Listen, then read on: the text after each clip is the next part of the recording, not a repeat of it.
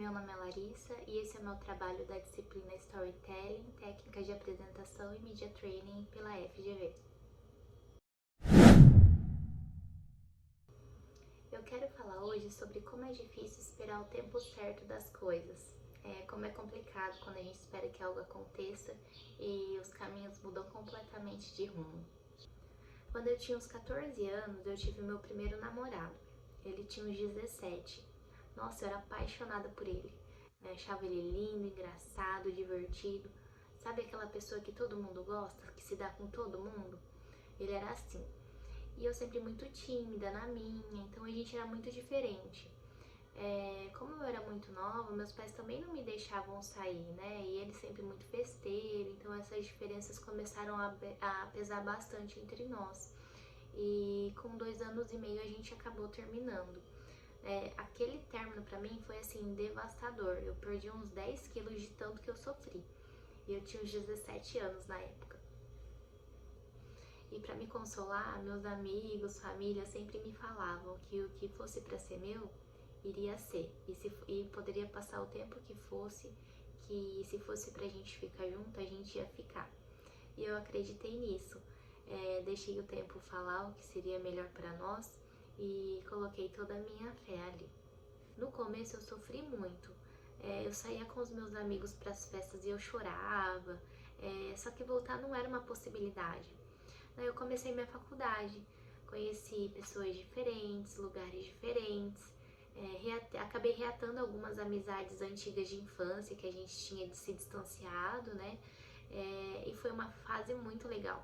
A gente ia para os bailes, ia para rodeio que tem aqui na região. Sabe aquele negócio de dormir na casa da amiga e ficar fofocando até tarde? Então foi uma fase muito legal. Isso de ser solteira é interessante, né? Porque a gente vê muita coisa de errado que acontece.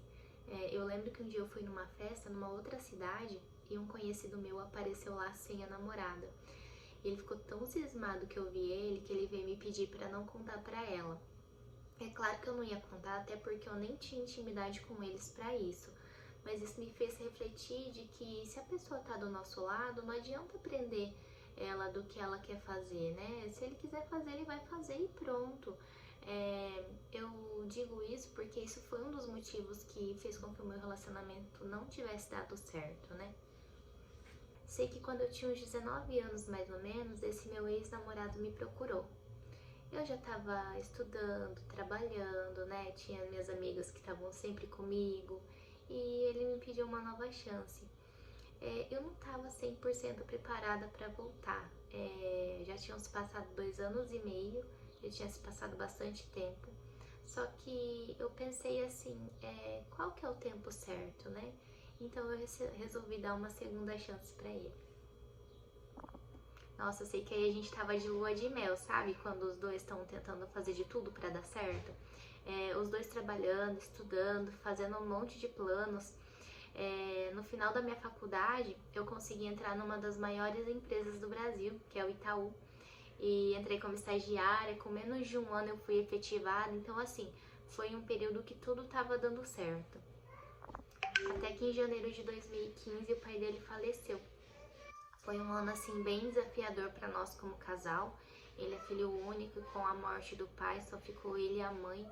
Então foi um período muito triste pra gente, sabe? Aí qual era o desafio? Eu e a mãe dele. A gente não combinava muito e pra ele foi bem complicado porque ele só tinha ela agora. E com a morte do pai, ela era a única família dele. E não fazia muito sentido se a gente não se desse bem. Ainda mais num momento tão difícil como aquele, né? Até que depois de alguns meses carregando o namoro, ele decidiu terminar. Em 2 semanas eu perdi 5 quilos. Aquelas semanas eu acho que eu só sobrevivi mesmo. Até que depois de muito conversar, a gente acabou voltando. Mas assim, foi um período que eu ia 3 vezes por semana na igreja, pedia pra Deus, rezava, para que aquele período ruim passasse, sabe? Aquilo durou o ano de 2015 todo, então foi um ano muito complicado. A perda do pai dele mexeu muito com ele, então foi um período muito difícil. E em dezembro de 2015 a gente noivou. no dia 9 de julho de 2016, a gente realizou nosso casamento. É engraçado porque eu lembro que quando eu tava vendo as coisas do buffet, né? A moça me perguntava se eu queria isso, se eu queria aquilo. Eu falava assim, olha, eu quero casar. O resto você cuida. Então ela falava assim, gente, eu nunca encontrei uma noiva tão despreocupada. Porque eu peço as coisas, você fala que tá tudo bom, tá tudo certo. Então eu só queria casar mesmo naquele momento. E assim, foi uma festa maravilhosa, foi tudo gostoso, foi tudo uma delícia.